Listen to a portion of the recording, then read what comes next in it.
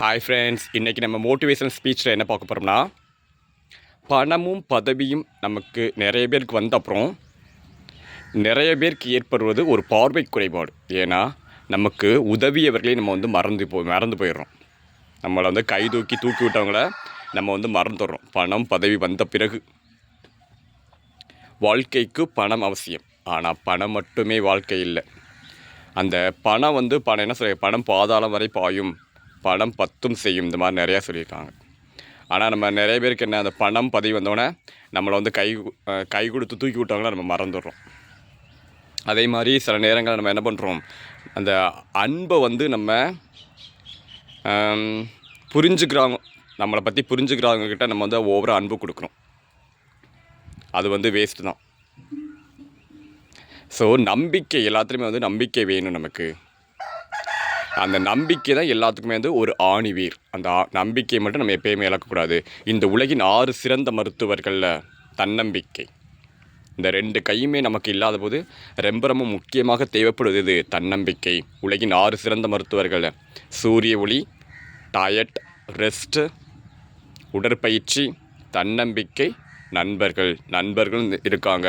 உலகின் 6 சிறந்த மருத்துவர்கள், தன்னம்பிக்கை, நண்பர்களையும் வச்சுருக்காங்க. உலகிலுடைய 6 சிறந்த மருத்துவர்கள். அதில் நல்ல நண்பர்கள் நமக்கு எப்பயுமே வந்து எதையுமே வந்து ஆசைப்பட மாட்டாங்க, எதையுமே எதிர்பார்க்க மாட்டாங்க. நமக்காக வந்து நமக்கு என்ன திறமை இருக்குது, நம்மளை விட நம்ம ஃப்ரெண்ட்ஸுக்கு நல்லா தெரியும். நல்ல நண்பர்கள் எப்பயுமே வந்து மாதா பிதா குருக்கு அப்புறம் நல்ல நண்பர்களை வைக்க மறந்துட்டாங்க. அதே மாதிரி ஒருவன் முதலாளி, உலகில் மற்றவன் தொழிலாளி, ஒரு பாட்டில் வந்து அழகாக வரும். அதே மாதிரி கையில் கொஞ்சம் காசு இருந்தால் நீதான் அதற்கு எஜமானன், கழுத்து வரைக்கும் காசு இருந்தால் அதுதான் உனக்கு எஜமானன். அதைத்தான் நம்ம காவல் காக்கிற மாதிரி நம்ம இருந்துருவோம். ஸோ இந்த நம்பிக்கை தான் வந்து எல்லாத்துக்குமே ஆணிவேர். நம்பிக்கை மட்டும் நம்ம எப்பயுமே இழக்கக்கூடாது. ஒரு குருக்கிட்ட ஒருவர் வந்து புதுசாக வந்து சிஷியனாக செய்கிறார். அவர் சேர்ந்த நாள் முதல் குரு கொடுக்குற ஒவ்வொரு வேலையும் செய்கிறாரு. ஆனால் அவருக்கு முதல் முயற்சியிலே வெற்றி கிடைக்கிறதில்ல. எவ்வளோ முயற்சி பண்ணுறாரு, வெற்றி கிடைக்கல. முதல் முயற்சியிலே வெற்றி கிடைக்கல. அப்புறம் வந்து ஒரு நாள் குருக்கிட்ட போய் கேட்குறார், குருவே, நீங்கள் சொல்கிற ஒவ்வொரு வேலையும் நான் செய்கிறேன் கரெக்டாக, ஆனால் வந்து எனக்கு முதல் முயற்சியிலே வந்து வெற்றி கிடைக்கிறதில்ல, ஏன் குருவே அப்படின்னு கேட்குறார்.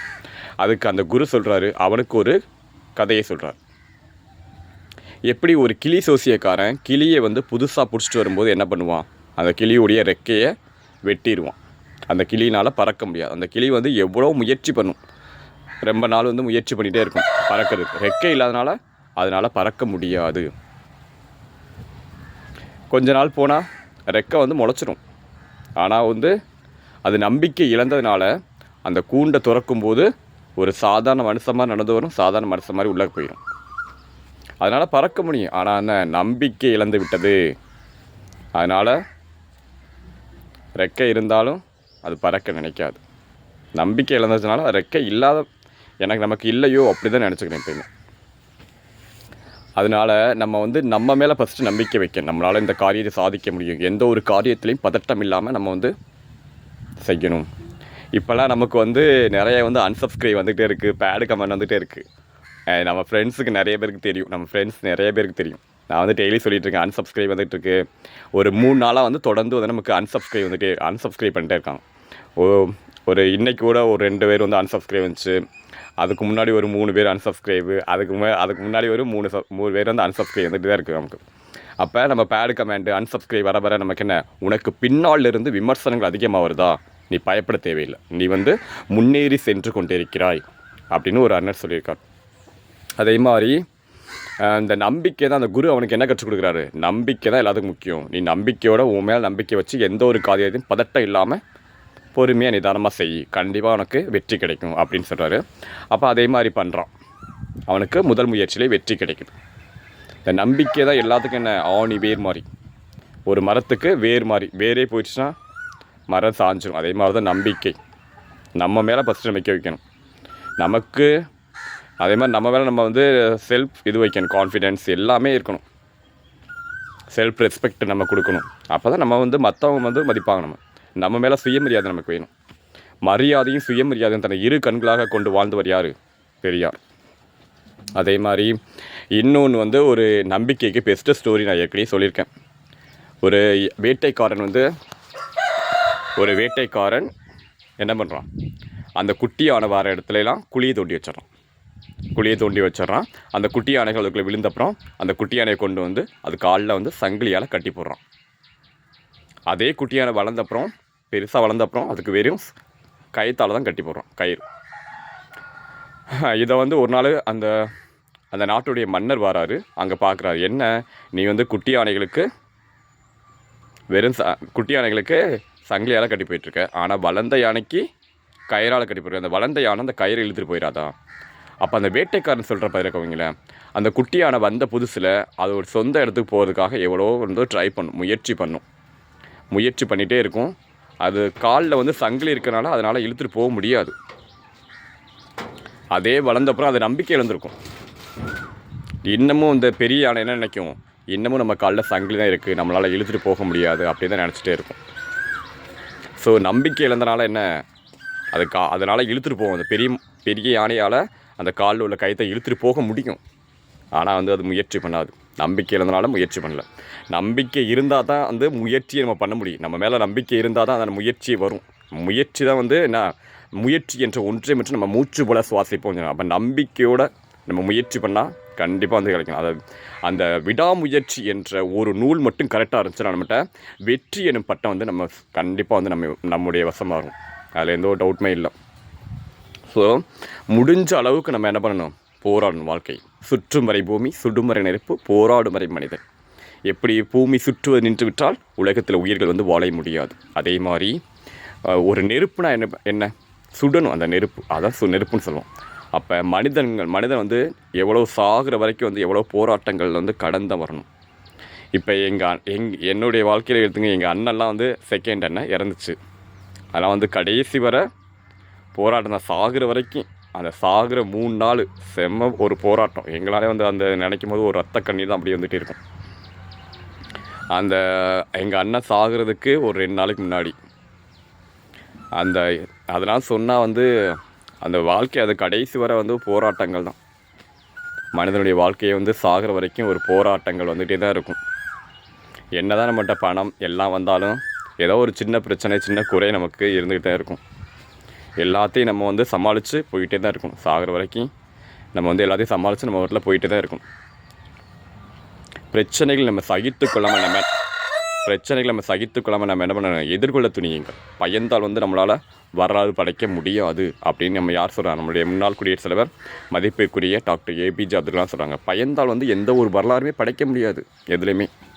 இப்போ எனக்கு வந்து பேட் கமெண்ட் வருது, எனக்கு வந்து அன்சப்ஸ்கிரைப் வருது, நான் வந்து வீடியோ விடுறேன்னா இல்லை, விடவே மாட்டேன். நம்ம ஃப்ரெண்ட்ஸுக்கு நிறைய பேருக்கு தெரியும், நம்ம வந்து காலையிலேருந்து நைட் வரை நம்ம வந்து வீடியோஸ் கன்டினியூஸாக போட்டுட்டு தான் இருக்கும்.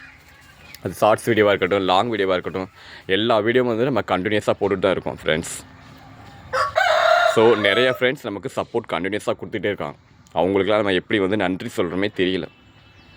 அதே சப்போர்ட்டை இன்னமும் தான் கொடுத்துட்டே இருக்காங்க. கண்டிப்பாக ஃப்ரெண்ட்ஸ், நான் வந்து என்னால் முடிஞ்ச அளவுக்கு நான் வந்து டெய்லி வந்து ஷார்ட்ஸ் வீடியோ, கரண்ட் அஃபேர்ஸ்லேருந்து எல்லாமே வந்து அப்டேட் பண்ணிட்டு தான் இருக்கேன். வாரத்தில் ஒரு நாள் வந்து நான் மேக்ஸ் போட்டுக்கிட்டு இருக்கேன். அதே மாதிரி இந்த வாரம் கண்டிப்பாக போடுவோம். தொடர்ந்து நமக்கு சப்போர்ட் கொடுங்க ஃப்ரெண்ட்ஸ். அதான் நான் வந்து எப்போயுமே கேட்குறேன், எல்லா ஃப்ரெண்ட்ஸ்டையும் கேட்டுட்ருப்பேன். இதே சப்போர்ட்டை டெய்லி எனக்கு எப்போயுமே கொடுங்க. ஸோ அப்போ தான் வந்து நல்ல நல்ல ஸ்பீச், மோட்டிவேஷன் ஸ்டோரிஸ் எல்லாமே நம்மளால், ஜிகே கொஸ்டின்ஸு எல்லாமே நம்மளால் பெஸ்ட்டாக கொடுக்க முடியும் கண்டிப்பாக. ஸோ நானும் வந்து டயர்டாகாமல் டெய்லி வந்து கொடுத்து தான் இருக்கேன். காலையிலேருந்து நைட்டு வரை நம்ம வந்து வீடியோஸ் கண்டினியூஸாக போட்டு தான் இருக்கோம். லைவ் வீடியோ இருக்கட்டும், ஷார்ட்ஸ் வீடியோ எல்லாமே போட்டு தான் இருக்கோம். ஸோ அந்த இதை மட்டும் நம்ம அந்த விடாமுயற்சியை மட்டும் நம்ம விடையக்கூடாது. முடிஞ்ச அளவுக்கு நம்ம வந்து போராடணும். போராடி தோற்றுப்பார், உன்னை ஜெயித்தவனும் உன்னை மறக்க மாட்டான் அப்படின்னு சொல்லியிருக்கான். எப்போதும் வந்து வலிமையானவர்களை வெற்றியாளர்கள் ஆவதில்லை. எனது தோல்வியிலும் நம்பிக்கை இழக்காமல் இருக்காங்கள்ல, அவங்க தான் என்ன வெற்றியாளர்கள். அதே மாதிரி ஹெலன் கெல்லர் சொன்ன வரிகளை வந்து எப்பயுமே மறக்கக்கூடாது. ஹெலன் கெல்லர் யார்? கண்ணு தெரியாதவங்களுக்கு காதும் கேட்காது, வாயும் பேச முடியாது. அப்படி 3 குறைகள் இருந்தாலும் அவங்க நிறைய படித்தாங்க, நிறைய சாதனைகள் பண்ணாங்க. அவங்களுடைய பொன்மொழிகள் இப்போ கூட வந்து கல்வெட்டில் எழுதமாக இருக்கும். மகிழ்ச்சியான வாழ்க்கை என்பது தடைகளற்ற வாழ்க்கை அல்ல, தடைகளை நீங்கள் வெற்றி கொண்டு வாழும் வாழ்க்கை தான் மகிழ்ச்சியான வாழ்க்கை அப்படின்னு யார் சொல்கிறா? ஹெலன் கெல்லர் தான் சொல்கிறான். நம்ம என்ன நினைக்கிறோம்? மகிழ்ச்சியான வாழ்க்கை என்ன? எந்த ஒரு தடைகள் நம்ம வாழ்க்கையில் வரக்கூடாது, அதான் மகிழ்ச்சியான வாழ்க்கை அப்படின்னு நினைக்கிறோம். இல்லை, எவ்வளவு தடைகள் வந்தாலும் அந்த தடைகளை வந்து நம்ம வெற்றி கொண்டு வாழும் வாழ்க்கை தான் எனது மகிழ்ச்சியான வாழ்க்கை. அதே மாதிரி ஒரு கதவு வந்து மூடப்படும் போது நமக்கு என்ன, மற்றொரு கதவு திறக்கிறது. ஆனால் நம்ம என்ன பண்ணுறோம்? எப்பயுமே அந்த மூடப்பட்ட கதையை பார்த்து கொண்டு திறக்கப்படும் கதையை வந்து தவற பிடிக்கிறோம் அப்படின்னு சொல்கிறோம். நமக்கு ஒரு வாய்ப்பு, ஒரு எக்ஸாம் எழுதி நம்ம ஃபெயில் ஆகிட்டோம்னா நம்ம என்ன, அடுத்த எக்ஸாம் நமக்கு வரும், அடுத்த ஒரு வாய்ப்பு வரும். நம்ம என்ன பண்ணுறோம்? அந்த தோல்வியை நினச்சே வருத்தப்பட்டுட்டு அப்படியே இருந்துடும், அடுத்த எக்ஸாம் ட்ரை பண்ணுறதில்ல சில பேர் சொல்கிறேன். அப்போ இன்னொரு வாய்ப்பு நமக்கு கண்டிப்பாக வரும், அதை நம்ம சரியாக பயன்படுத்திட்டா நம்ம ஜெயிக்கலாம். வாழ்க்கை தோல்வி நமக்கு ஒரு பாடத்தை கற்றுக் கொடுக்குது. நிறைய பேர் இப்போ சொல்லுவாங்க, நீயே வந்து இன்னும் எக்ஸாம் பாஸ் பண்ணல, நீயே மற்றவங்களுக்கு அட்வைஸ் பண்ணுற. அட்வைஸ் இல்லை இது. நான் எப்போயுமே வீடியோ போடுவது சொல்வது என்னுடைய அட்வைஸ் இல்லை, என்னுடைய லைஃப் எக்ஸ்பீரியன்ஸ் அனுபவத்தை நான் ஷேர் பண்ணிக்கிறேன். அப்போ தான் எப்படி சொல்லுவேன். அதே மாதிரி இந்த உலகில் வந்து தோல்விகளையும் தடைகளையும் கவர்ச்சிகளையும் நம்ம வந்து அட்ராக்டிவாக நமக்கு நிறையா இருக்கும். அதெல்லாம் நம்ம வந்து எதிர்த்து போராடுவதன் மூலம் நம்மிடம் இருக்கும் சக்தியை நம்ம முழுமையாக பயன்படுத்தி நம்மளால் காரியத்தை சாதிக்க முடியும். எந்த ஒரு லட்சியத்தையும் நம்மளால் சாதிக்க முடியும். நிறைய தோல்விகள் தாண்டி போகணும், தடைகளை தாண்டி போகணும், இந்த கவர்ச்சிகள் அட்ராக்டிவாக நமக்கு நிறையா இருக்கும். அதெல்லாம் எல்லாத்தையும் தாண்டி கடந்து போனால் தான் நம்மளால் என்ன பண்ண முடியும்? சாதிக்க முடியும். யார் சொல்கிறா? ஹெலன் கெல்லர் சொல்கிறான். இதெல்லாம் வந்து தாண்டி போகணும். தடைகள் வரும் வாழ்க்கையில், எல்லாமே ஒரு மலை ஏறுறோம், மலையை பார்த்து வியந்து விடாதே, மலை மீது ஏறினால் அதுவும் உன் காலின் கீழ் தான் அப்படின்னு சொல்லியிருக்கான். மலை மீது ஏறும்போது எவ்வளோ தடைகள் வரும். யார் வந்து விடாமல் தொடர்ந்து போயிட்டே இருக்காங்களா? ஸ்லோவாக போனாலும் பரவாயில்ல. ஆபிரகாம் லிங்கன் சொன்ன மாதிரி, நான் மெதுவாக நடப்பவன் தான், ஆனாலும் ஒருபோதும் பின்வாங்குவதில்லை. ஸ்லோவாகவே போனாலும் பரவாயில்ல, ஆனால் உன்னுடைய லட்சியத்திலிருந்து பின்வாங்காது. கீழே இறங்கி வந்தால் தொடர்ந்து போயிட்டே இரு. அப்போ தான் என்னது உன்னால் சாதிக்க முடியும் காரியத்தை. எந்த ஒரு செயலுமே சொல்கிறோம், எந்த ஒரு காரியத்திலையும் சொல்கிறோம், நம்ம வந்து எதுலையுமே வந்து பின்வாங்கக்கூடாது. தொடர்ந்து போயிட்டே இருந்தால் தான் நமக்கு வந்து வெற்றி நிச்சயம். நமக்கு அனுபவம் கற்றுக் கொடுக்கும் பாடத்தை நிறையா. ஏட்டு சுரைக்காய் கறிக்கு உதவாது, பட்டறிவு இல்லாத படிப்பு. அதே மாதிரி அனுபவம் தான் நம்ம வந்து ஒரு சிறந்த சிற்பமாக நம்மளை செதுக்குது. அனுபவத்தோடு, கல்வியோடு கூடிய அனுபவம், இது ரெண்டுமே ரொம்ப முக்கியம் friends. Okay friends, thank you so much. Support கொடுக்குற எல்லா ஃப்ரெண்ட்ஸுக்கு நான் வந்து தொடர்ந்து வந்து நன்றி சொல்லிக்கிறேன் ஃப்ரெண்ட்ஸ். Thank you friends.